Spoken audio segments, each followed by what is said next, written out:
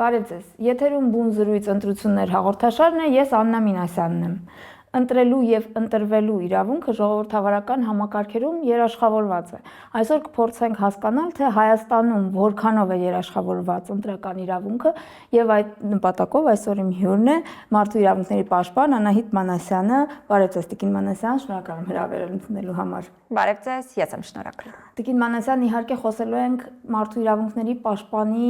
գրասենյակի լիազորությունների շրջանակի մասին, ընտրական իրավունքը ապահովում են բազմաթիվ պետական կառույցներ, նաև քաղաքահասարակությունն է դրան մասնակցում, եւ երևի կարևոր է սկսել զրույցը հենց մարդու իրավունքների պաշտպանի լիազորությունների շրջանակը հասկանալուց, որովհետեւ կարծում եմ երբեք ավելորդ չի հիշեցնել քաղաքացիներին, թե յուրաքանչյուր պետական կառույց ինչով է զբաղվում եւ իրենց հետաքրքրող կամ հուզող հարցերով այդ դեպքի համար ում դիմել եւ դրա համար կխնդրեմ, որ դուք ներկայացնեք ձեր մանդատը ընտրական գործընթացներում, ընդ որում թե նախընտրական փուլում, թե բուն ընտրությունների օրը եւ նաեւ հետընտրական փուլում, եթե ունեք որոշակի լիազորություններ նաեւ այդ փուլում եւ ինչ գործիքակազմ ունեք մասնակցելու կամ ապահովելու ընտրությունների ազատ, արդար, մրցակցային լինելը։ Շատ կարևոր հարց եք բարձրաձայնում, որովհետև այստեղ խոսքը ոչ թե պարզապես մանդատի շրջանակները ներկայացնելու մասին է, այլ մի շարք իրավիճակներում նաև որոշակի թյուր պատկերացումները մարդու իրավունքների պաշտպանի լիազորությունների առնչությամբ թե ներկայացնելու, թե այդ պատկերացումները փոխելու մասին է, հետևաբար մեծ հաճույքով կփորձեմ շատ նաև պարզ լեզվով տարբերությունները բացատրել։ Երևի առաջին միտքը, որ պետք է ասեմ, այն է, որ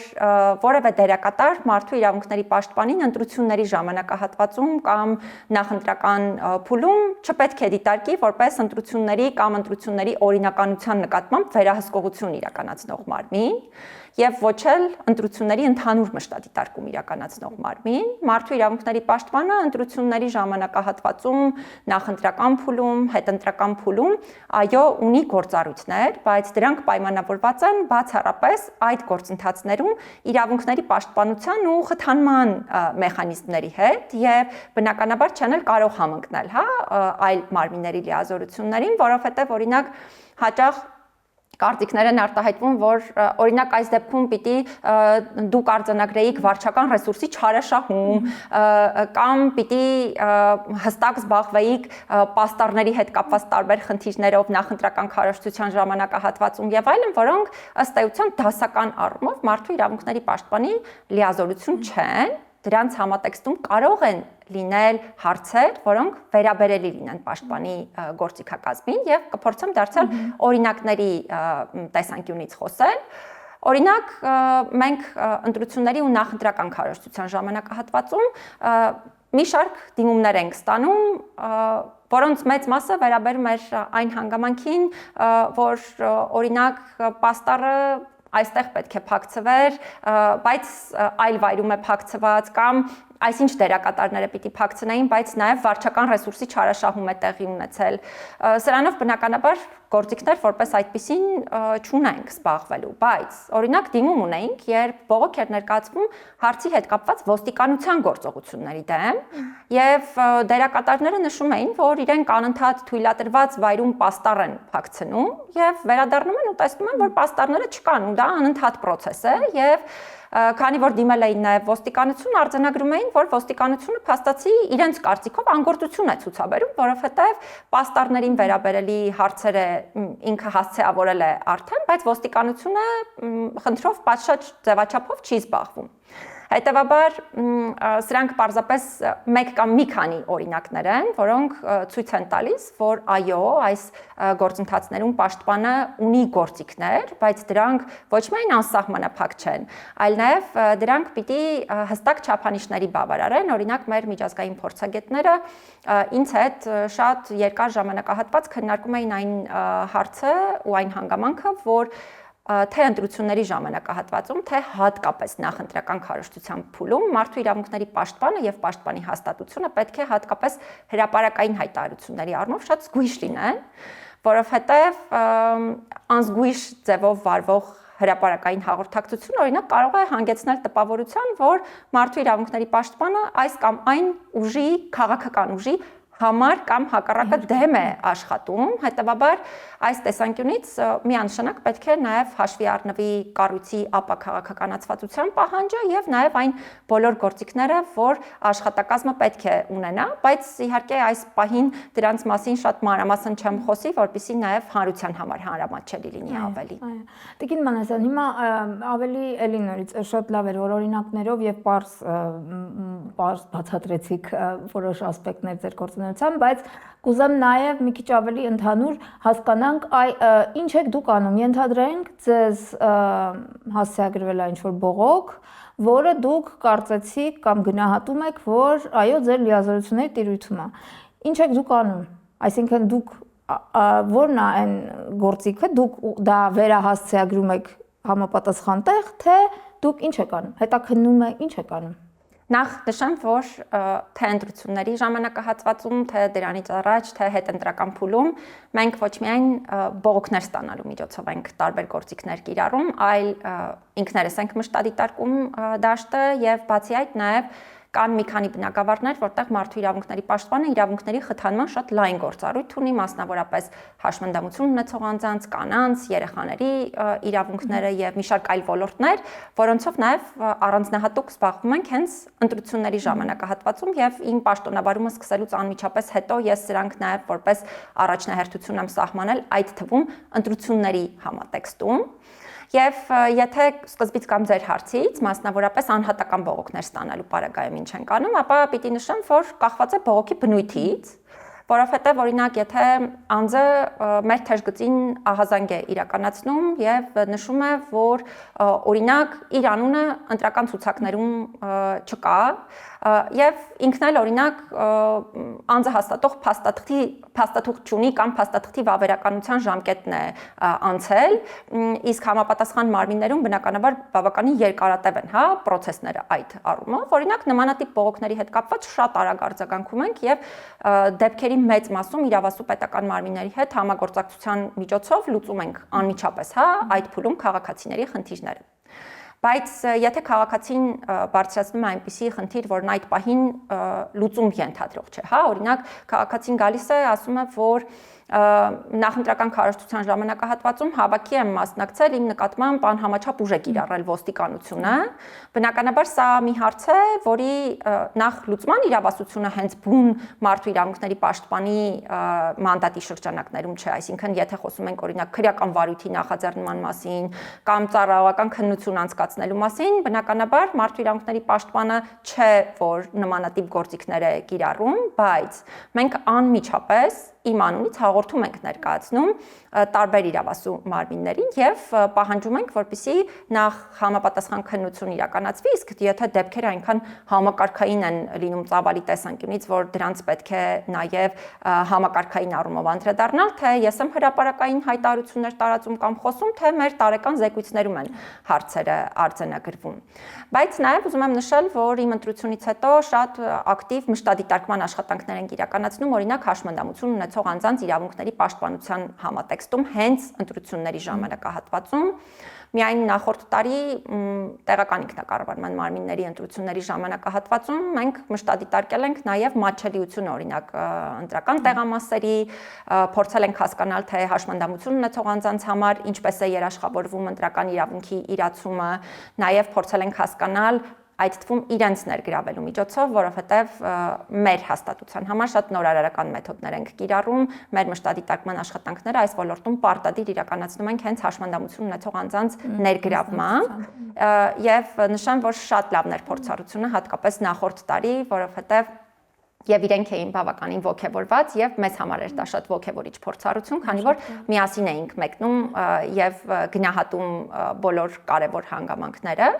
Եվ նաև մի շարք այլ ոլորտներում գործիքակազմեր, օրինակ երեխաների իրավունքների առումով ընտրություններից մեկի ժամանակահատվածում այսպես մի բողոք էր մեզ հասցեագրվել այն մասին, որ օրինակ տեխնատուներից մեկը այցելել է նախակրթարաններ եւ նախակրթարաններից մեկում լուսանկարվել է նաեւ ընդհանուր խումբ երեխաների հետ, որոնց թվում եղել է իր երեխան եւ քանի որ իրենք այլ քաղաքական հայացքներ ունեին, դեմ էին նրան, որ լուսանկարը հրապարակվել է, այստեղ էլ անընդհատ հիշեցնում ենք երեխաների անձնական տվյալների պաշտպանության հետ կապված հարցերը։ Իհարկե, այս առումով կարծում եմ մեր պետական մարմինները, պաշտոնատար անձինք, հանրային գործիչները, քաղաքական գործիչները դեռ շատ անելիք ունեն, որովհետև պատկերացումները շատ թյուր են ընդհանրապես երեխաների անձնական տվյալների պաշտպանության առումով, բայց նաև համանման գործիքներ այլ ոլորտներում ենք կիրառում, եթե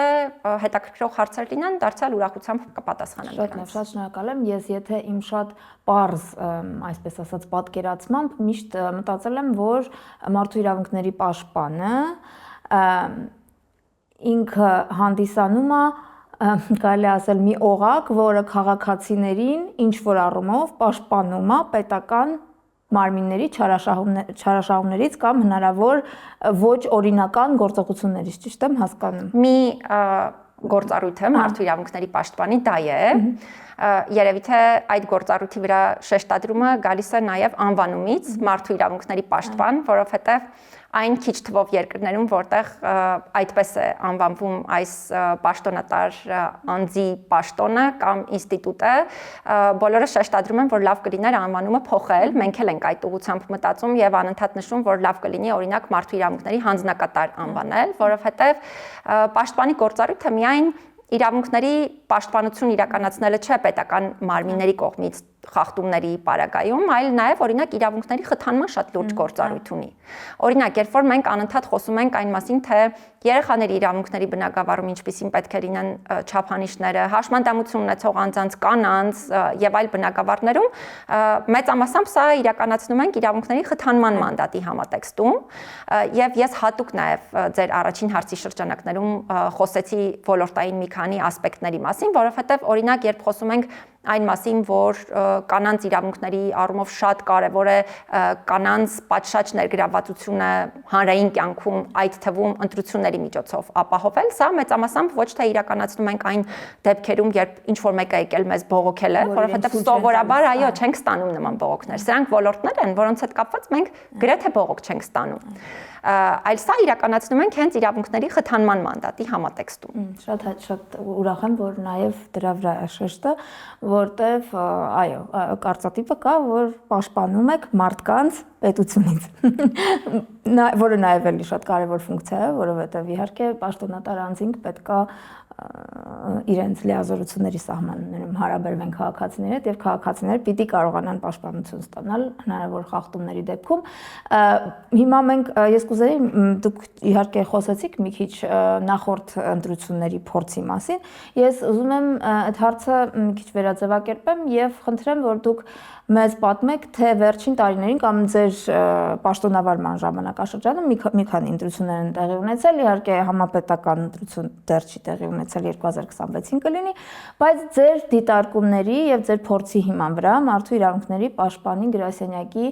լիազորությունների շրջանակներում ինչ եք դուք արձանագրել, ինչ եք նկատել, շատ հետաքրքիր է այդ հաշմանդամություն ունեցող անձանց հետ կապված փորձը, բայց բողոքներ նախ իհարկե նաեւ հասկանում ենք, որ ամեն հարցով չի, որ մարդիկ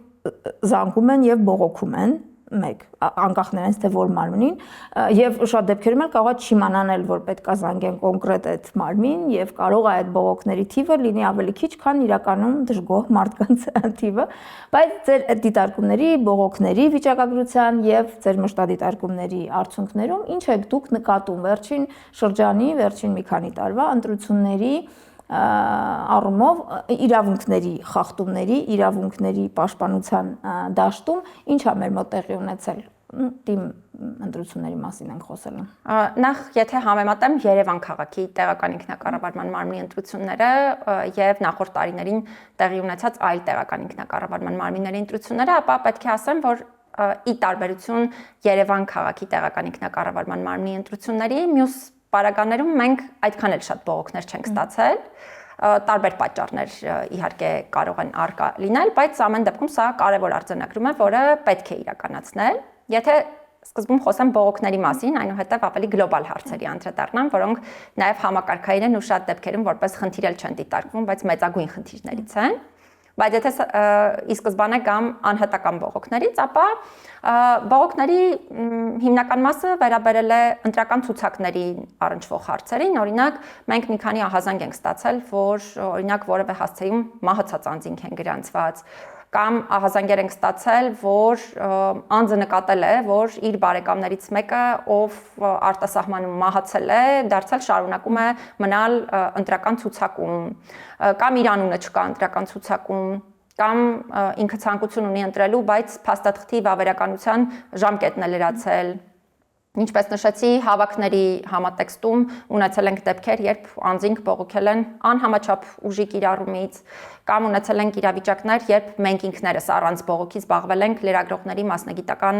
գործունեությունը երաշխավորելու հետ կապված հարցերով։ Հաշմանդամություն ունեցող անձանց պարագայում 1-2 դեպք ենք ունեցել, երբ անձինք դիմել են մեզ, խնդրելով ապահովել իրենց քվեարկությունը որևէ պատշաճ վայրում, որովհետև օրինակ այն տեղամասը, որտեղ իրենք պետք է գնային քվեարկելու, ընդհանրապես մատչելի չէ եւ չեն կարող քվեարկություն իրականացնելու, համանման այլ հարցեր։ Մենք նաեւ մի շարք ահազանգեր ենք մշտապես ստանում վարչական ռեսուրսի չարաշահման, ձեզ արդեն նշեցի պաստառներ, տպագիր նյութեր եւ համանման հանգամանքների հետ կապված, այն դեպքերում, երբ տեսնում ենք, որ մեր իրավասությանը վերաբերելի չէ, անմիջապես պաշտոնապես փոխանցում ենք այլ իրավասու մարմինների, իսկ այն իրավիճակներում, երբ հասկանում ենք, որ մենք էլ ամեն դեպքում կարող ենք որոշակի գործիքակազմեր կիրառել, մենք հարցով զբաղվում ենք, օրինակ մի ընդհանուր օրինակ նշեցի պաստառների հետ կապված, եթե բողոքում են պետական որևէ մարմնի անգործությունից։ Բայց կան նաև համակարգային խնդիրներ, որոնց հետ կապված ես խոսեցի, օրինակ հաշմանդամություն ունեցող անձանց ընտրություններին մասնակցության առումով մենք բազում խնդիրներ ունենք, որովհետև նախ բազմաթիվ տեղամասեր ընդհանրապես չունեն մատչելիություն եւ մատչելի չեն հաշմանդամություն ունեցող անձանց համար։ Նույնիսկ նրանք, որոնք հիշատակված են որպես մատչելի հանձնաժողովի կայքում, մեր մշտադիտարկումների արդյունքները ցույց են տալիս, որ շատ դեպքերում ուղղակի վիզուալ առումով են մատչելի, բայց օրինակ մուտքես գործում շենք, պարզվում է, որ ներքևի հարկ պիտի իջնել քվեարկության համար եւ ընդհանրապես աստիճանով պիտի հնարավորություն ունենաս իջնելու, բնականաբար դա անհնար է դառնում հենաշարժողական խնդիրներ ունեցող անձանց համար։ Մեկ այլ խնդիր է, երբ հաշմանդամություն ունեցող անձանց իրավունքներ ասելով պարզապես մշտապես հասկանում են հենց հենաշարժողական խնդիրների հետ կապված հարցերը եւ թեքահարթակները,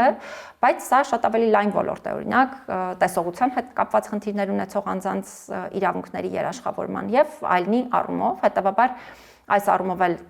իհարկե մեծ զարգացում կա, որովհետև հատկապես հիմա պետական մարմինները իրենք են ուշադրություն հարցին դարձնում։ Ես շատ ուրախ եի, որ այս տարվա առաջին միջոցառումը, որ կենտրոնական ընտրական հանձնաժողովներ կազմակերպել, վերաբերում էր հենց ընտրությունների գործընթացում հաշմանդամություն ունեցող անձանց իրավունքներին։ Սա շատ ուրախալի փաստ էր, ինչ որտեղ նաև մի փոքր մեր ընդհանուր կոմունիկացիայի արդյունքներ, բայց կարևոր է դրան ուշադրությունը։ Երեխաների մասով արդեն ասացի, անձնական տվյալների դիտանկյունից, դե իսկ կանանց մասով խնդիրները շատ ավելի գլոբալ են, վերաբերելի նրան, թե ինչպես է պետք երաշխավորել կանանց անխոչնդոտ մասնակցությունը հանրային կյանքին, ոչ միայն ընտրություններին պարզապես որպես ընտրող մասնակցելու, այլ նաև ընտրվելու եւ նման այլ գործիքակազմերի միջոցով, ու շատ կարևոր է նաև օրինակ ազգային փոքրամասնությունների իրավունքների տեսանկյունից երաշխավորումը, որպեսզի այս խումբը եւս ներկայացված լինի որոշում կայացնող մարմիններում։ Շատ կարևոր շեշտադրումներ էին բոլորը։ Հիմա սա նախքին փուլից խոսեցինք, բայց մենք ունենք շատ կարևոր ընտրություններ հունիսին եւ կուզեմ կիսվեք մեզ հետ ձեր գուցե կանխատեսումներով, գուցե ունեք որևէ արդեն վերլուծություն կամ պլանավորում կամ որևէ փաստաթուղթ կամ ուղղակի քննարկումների մակարդակում, ինչ եք դուք ակնկալում, որ կլինի, ինչ մարտահրավերներ եք գուցե քարտեզագրել կամ ինչ ռիսկեր եք նախանշել գալիք ընտրությունների հետ կապված, արդյոք կարծում եք, որ սրանք կլինեն նույնը, ինչ որ նախկին այս ձեր դիտարկած արդեն ընտրությունները, իրենց մարտահրավերների բնույթով կամ ծավալով, եւ եթե որևէ հատուկ մարտահրավեր եք նախանշել, ինչպես եք արձագանքումը պատկերացնում, եթե դա իհարկե գտնվում է Մարդու իրավունքների պաշտպանի լիազորությունների տիրույթում։ ամենաառանձնահատուկ մարտահրավերը կարծում եմ լինելու է եւ արդեն իսկ կա այն, որ ունենալու ենք հասարակական միջավայրի շատ մեծ բևեռացվածություն, կարելի ասել ծայրահեղ բևեռացվածություն, որը իհարկե շատ անհանդուրժող մթնոլորտ է ձևավորում եւ սա իհարկե մարդու իրավունքների ամբողջ համակարգի վրա է ազդում, որովհետեւ այդ բևեռացված ու անհանդուրժող մթնոլորտը մշտապես հանգեցնում է ատելության խոսքի շատ լայն ծավալների, տարբեր խմբերի թիրախավորման, պիտակավորման ու այս առումով նույնիսկ օրեր առաջ ինքս հայտարարություն էի տարածել հենց տարբեր խմբերի իրավունքների պաշտպանության առումով, կանանց իրավունքներ, գենդերային հավասարություն ընդհանուր առմամբ, ազգային կրոնական փոքրամասնություններ, ընդհանրապես կրոնական կազմակերպությունների ներկայացուցիչների պիտակավորման բացառման կարևորություն ու համանման այլ հանգամանքներ։ Ես կարծում եմ, որ այս ընտրությունները հատկապես առանձնանալու են բևեռացվածության այդ մեծ ծայրահեղ նույնիսկ մակարդակով եւ սրա դեմ պայքարի համար միանշանակ պետք է պատշաճ գործիքներ կիրառվեն։ Հիմա հայաստանյան միջավայրի երևի ամենամեծ խնդիրներից մեկն այն է, որ ի տարբերություն շատ երկրների, որտեղ այսպիսի գործելակերպով հիմնականում աչքի են ընկնում քաղաքական գործիչները եւ ավելի հեշտ է պայքարել երևույթի դեմ, Հայաստանում գրեթե բոլոր համայնքները քաղաքականացված են եւ նույնիսկ մասնագիտական համայնքները, զանգվածային լրատվության միջոցները իրենք օրինակ խոսքի տեսակներ են տարածում կամ այնպիսի տեղեկատվություն, որը ուղղակիորեն է հակասում մարդու իրավունքների չափանիշներին, խոսքը նաեւ ատելության խոսքի մասին է, տարբեր խմբերի թիրախավորման մասին է, խտրական խոսքի մասին է եւ սրա մասին անընդհատ է պետք հիշեցնել առաջին հերթին, ոչ միայն պետք է հիշեցնել, այլ նաեւ պետք է ստիպել, որպեսզի այն մարմինները, որոնք իրավասու են նաեւ վարքագծի կանոնների, էթիկայի պահպանման համար որոշակի լիազորություններ կիրառեն, իրենք ակտիվ լինեն այդ առումով։ Կան մասնագիտական համայնքներ օրինակ, որ այսպես դաշտը դիտարկում ես, տեսնում ես, որ գրեթե ամենօրյա ռեժիմով օրինակ խտրական խոսք է տարածվում, ատելության խոսք, բայց նույնիսկ մի վարույթ չկա կարգապահական պատասխանատվության հարցով։ Սա կարծում եմ շատ բացասական երևույթ է։ Նաև սրանից բխող այլ մարտահրավերներն են, երբ պետական մարմինները պարզապես պատասխանատվության միջոցների կիրառումը շատ սխալ ձևաչափով են իրականացնում, որովհետև կարծում եմ, որ Հայաստանում հատկապես խոսքի ազատության կամ խոսքի ազատության սահմանները խախտելու համար պատասխանատվություն կիրառելիս պետական մարմինները շատ հաճախ են հայեցողական այսպես արդարադատություն իրականացնում, արդարադատություն ասելով ի նկատի չունեմ միայն դատարանում գործընթացը, ի նկատի ունեմ շատ ավելի ամբողջական, ամբողջ շղթան, որովհետև տեսնում ես օրինակ մի պարագայում անձը ենթարկվում է պատասխանատվության, մյուս դեպքում չի ենթարկվում։ Այստեղ հիմնական քննարկման նյութը դեռ այն չէ, թե պետք էր ենթարկել, թե պետք չէր։ Այստեղ հիմնական նյութը ավելի շատ այն է, որ եթե որևէ չափանիշ է կիրառվում, դա պետք է բոլորի նկատմամբ կիրառվի եւ սա էլ է շատ կարեւոր, որպեսզի մեր պետական մարմինների կարողությունները զարգացնենք այս ոլորտային հարցերի հետ կապված, սա շատ մեծ կարեւորություն ներկայացնող հարց է։ Խոսքի ազատության առումով շատ եմ կարևորում, որպեսզի մենք կարողանանք նաև ճիշտ հաղորդագրություն փոխանցել հանրության այն մասին, որ այո, գոյություն ունի խոսքի ազատություն, բայց խոսքի ազատություն ունի սահմաններ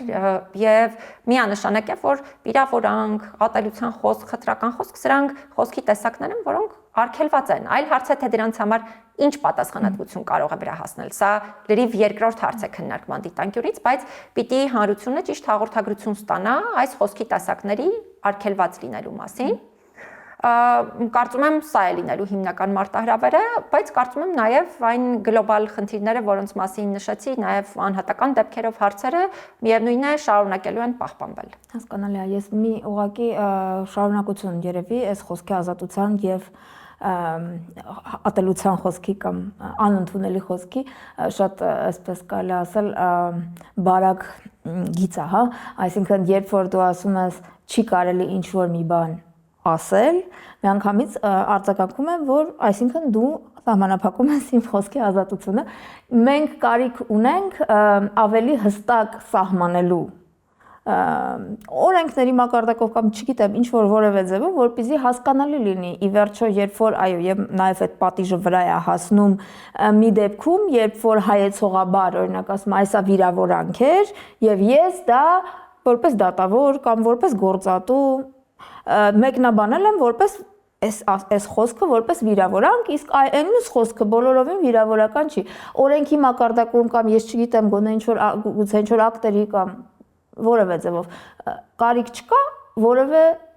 ավելի հստակ սահմանման, թե մենք ինչի նկատի ունենք այդ սահմանը անցնելու, այսինքն սահմանը հստակ է գծված, որից այն կողմ մարդիկ գիտեն, որ սա արդեն չի կարելի։ Ես կարծում եմ, որ չափանիշները, այո, հստակ են, այլ հարց է, որ չափանիշների կիրառման տեսանկյունից բազմաթիվ խնդիրներ կան եւ դրանցից մեկն էլ այն է, ինչպես նշեցի, այն, որ մասնագիտական համայնքները, որոնք պետք է հակառակը տարածեն հարցի վերաբերյալ պատշաճ պատկերացումները, իրենք են սկսում թյուր պատկերացումներ հանրության մեջ տարածել հարցի առնչությամբ։ Ես հասարակ օրինակ կբերեմ։ Երբ հայտարարություն է իրականացրել այս տարբեր խմբերի թիրախավորման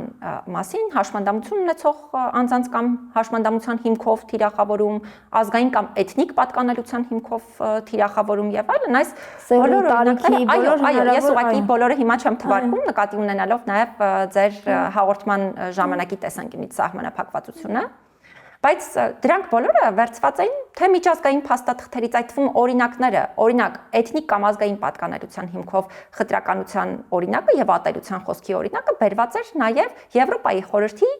Հայաստանի առնչությամբ համապատասխան մարմնի իրականացրած եզրափակիչ դիտարկումներից, որտեղ ինքն է բերում օրինակները հստակ ասում, որ սա խնդիր է եւ սա պետք է հասցեավորվի։ Եվ դուք չեք պատկերացնում այն չափականակը, որը տարածվում էր մեկնաբանությունների տեսքով հենց այս հայտարարության մասին, որ այս ինչ է ու հենց մասնագիտական համայնքների ներկայացուցիչները ու այնպիսի ձևակերպումներով այդ ամենը տարածվում էր, որ նույնիսկ եթե միջազգային այլ մարմին նորից մշտադիտարկի, ինքը վստահաբար ասելու է, որ Հայաստանում սա շարունակում է մնալ խնդիր, որովհետև այսպիսի ծավալով միևնույն է իր հետ կապված այդ ամբողջ ընկալումը հանրային, ոչ միայն հանրային, նաև մասնագիտական պահպանվում է, որովհետև Հայաստանում օրինակ երբ մարդկանց ասում ես, որ այս մի բառը մի օգտագործիր, որովհետև դա հաշմանդամություն ունենալու հիմքով թիրախավորում է ըստ էության հանդիսանում։ Միգուցե մարդիկ չեն էլ պատկերացնում, մարդիկ չգիտեն, որովհետև եթե իրենք իմանան, որ դա խնդրահարույց խոսքի տեսակ է, իրենք դա չեն տարածի։ Կամ երբ ասում ես ազգային պատկանելությունը մի օգտագործիր որպես վիրավորանք, որովհետև որոշակի համատեքստում դա դիտարկվում է որպես ատելության խոսքի դրսևորում, դարձյալ մարդիկ հակազդում են դրան, բայց պատճառը այն է, որ պարզապես չգիտեն դրա մասին եւ կարծում եմ, որ շատ կարեւոր է այս իրազեկումներն իրականացնելը եւ շատ կարեւոր է, որպեսզի այն համայնքները, որոնք իրոք նաեւ էթիկական պատասխանատվություն ունեն նշված հարցերի առնչությամբ, նաև հանրության ընկալումները փոխելու առումով, իրենք պատշաճ աշխատեն եւ իրենք եւս դուրս չգան այն սահմաններից, որոնք ըստ էության արգելված են դարձնում խոսքի տեսակները։ Այո, եւ հատկապես որ այդ մթնոլորտը եւ ատելության խոսքի բացառումը անհնար է առանց հանրային կամքի, այսինքն ինչքան ուզում է պետական համակարգը պայքարի դրա դեմ, եթե մարդիկ համաձայն չեն դրա հետ, դա երբեք չի փոխվելու եւ այնպես որ այո, մասնագիտական հատկապես համայնքը պիտի ավելի ուշադիր լինի այս առումով եւ վերջին հարցը Տիկին Մանասյան բոլորին եմ տալիս այս շարքի շրջանակներում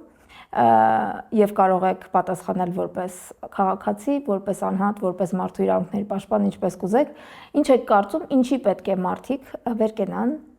տնից դուրս գան, հագնվեն, դուրս գան, գնան ընտրությունների։ Ինչի համար է պետք մասնակցել ընտրությունների առհասարակ եւ մասնավորապես այս եկող համապետական 2026 թվականի ընտրություններին։ Քանի որ ես Անահիտ Մանասյանն եմ ոչ թե այն պատճառով, որ կամ պարզապես քաղաքացի եմ, կամ մարդու իրավունքների պաշտպանն եմ, կամ դասախոս եմ, այլ իմ ամբողջ կյանքի փորձառությունն է, ձևավորել այն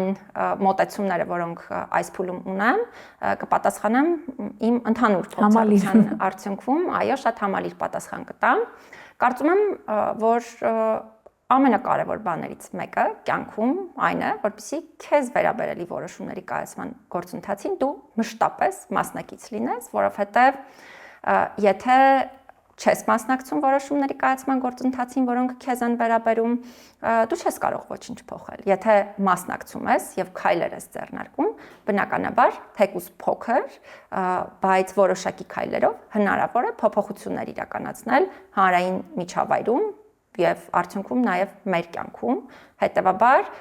ես նաեւ հորդորում եմ բոլորին մասնակցել իրենց վերաբերելի որոշումների կայացման գործընթացներին բոլոր եւ առաջին հերթին նաեւ ընտրություններին։ Շնորհակալ եմ շատ Տիկին Մանասյան, շատ հետաքրքիր զրույցի համար։ Հուսամ, որ ականջալուր կլինեն բոլոր կողմերը ձեր խոսքին։ Շնորհակալ եմ։ Ես եմ շնորհակալ։